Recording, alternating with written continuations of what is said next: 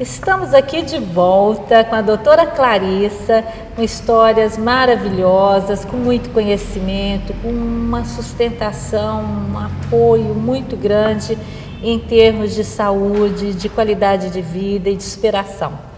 Então, vamos lá para você... Então, o ponto que você fez uma pergunta muito interessante, né? Qual foi o ponto que me motivou, né, pessoal, essa coisa toda? Eu acho que eu penso que eu tenho essa resposta. Eu acho que faz parte, Elci, do despertar da consciência amorosa. A gente pensar que a gente está aqui, nesse planeta, e que a gente é um ser, que a gente está num período de transição, que a gente é um ser espiritual e que vai retornar para o espiritual, isso, o que eu estou fazendo aqui?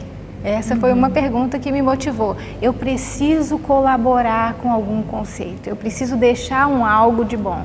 Isso foi uma coisa forte. E como que isso aconteceu dentro de você?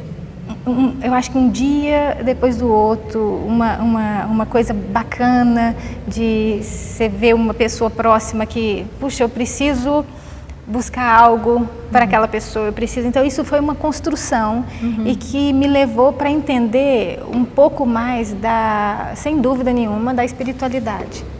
Tá? Porque... Você sempre foi uma pessoa espiritualista ou sim, a partir de um tempo que você... Sim, isso vem crescendo, né? Com certeza o trabalho vai nos dando ápice, né? Da própria percepção do amor de Deus. Esse tempo, uns meses atrás, eu faço parte de um grupo que estuda física quântica e espiritualidade, do padre Lindenberg, né, no Rio. Então, a gente tem trabalhos, inclusive tem um trabalho pronto para publicar lá, que é sobre... quase que uma meditação, né? Você orienta o paciente a colocar-se no colo de Jesus 2 vezes por dia e isso impacta em vários sintomas da qualidade de vida do paciente. Então, 5 minutos da pessoa esvaziar-se, silenciar-se e estabelecer uma conexão já é um resultado. Isso é um trabalho para ser publicado. E o que é interessante sobre essa parte de perceber o amor de Deus é que às vezes você está ali falando em termos bastante científicos e bastante pontuais com o paciente e você percebe que o paciente está completamente desconectado. Você entende o amor de Deus, né? Porque o amor, ele é tão essencialmente amor e eu tenho muita vontade de escrever sobre amor. É um projeto meu, escrever um livro, né? Porque a história também vai levar isso e vai construindo, né? E esse amor que eu falo dessa percepção desse amor, o amor ele é o mais prejudicado da história, porque ele é tão essencialmente amor que respeita.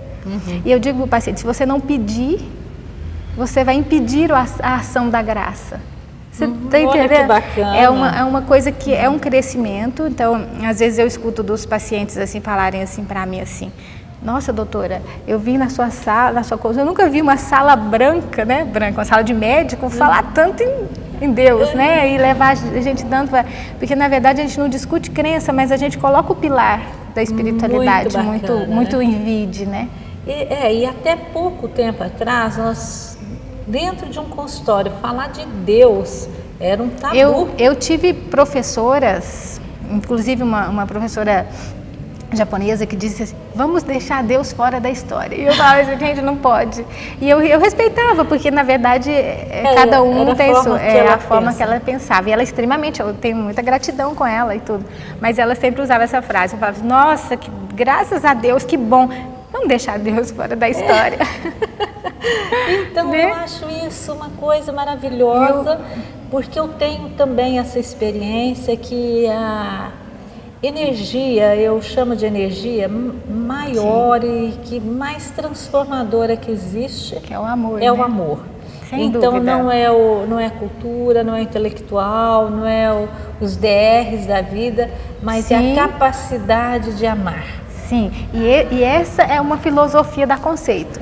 Então, quem entra na clínica para juntar-se à turma, para trabalhar, hoje a gente tem uma clínica já com bastante profissionais, né, uma equipe. Então, eu falo assim, tem uma carguinha boa de amor para dar, e aí? Essa é o passaporte. Então, a diferença de um profissional, às vezes até com a mesma formação, com o mesmo conhecimento, e você não entende porque um tem um resultado muito grande e as pessoas estão cada vez melhor e o outro com o mesmo conhecimento não consegue deslanchar. E eu sempre digo, procura identificar a energia amorosa que essa pessoa consegue dedicar num atendimento. Sim. Aí você vai ver a diferença do resultado. Isso não tem como ensinar, tem? Não. É um despertar. Isso é um despertar, mas a gente pode propiciar esse tipo de movimento. Né? Então, hoje o que a gente faz na clínica é, de tempos em tempos, promover cursos de medicina integrativa. Então, a gente promove cursos e cada dia eu fico mais feliz de outros colegas estarem entrando nesse conceito, começando a considerar, estudar física quântica aplicada e começar a entender que a gente pode trabalhar com outro tipo de informação, né? A gente pode ter esse tipo hoje de fora, conceito. eu tenho uma amiga que também com certeza vai fazer parte desse programa. Ela trabalha com medicina e espiritualidade em Portugal, na Europa. Um trabalho lindo, é um grupo muito grande e está acontecendo, as pessoas estão despertando. E pena que alguns ficam na resistência, se segurando com medo.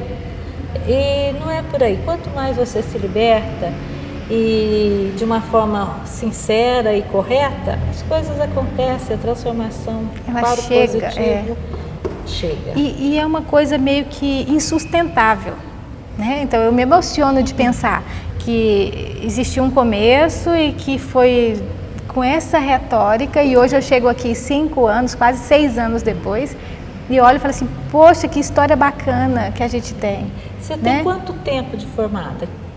Eu já tenho, de formada eu tenho 15, 16, não, tem mais, não tenho certeza, mas eu trabalhei anos antes como anestesista. Por uns 10 anos. Por aí. Eu não vou te perguntar em qual área que você se realizou mais. Não precisa. Vou, viu? Agora, gostaria que você falasse um pouco do teu trabalho lá na clínica, se você tem algum testemunho de uma superação que foi marcante. Vários. Vamos deixar aqui para o pessoal um exemplo, porque eu sei o quanto que a tua clínica tem contribuído. O que a gente tem visto e colhido, né, de vários pacientes são possibilidades onde já não existiam mais possibilidades, né?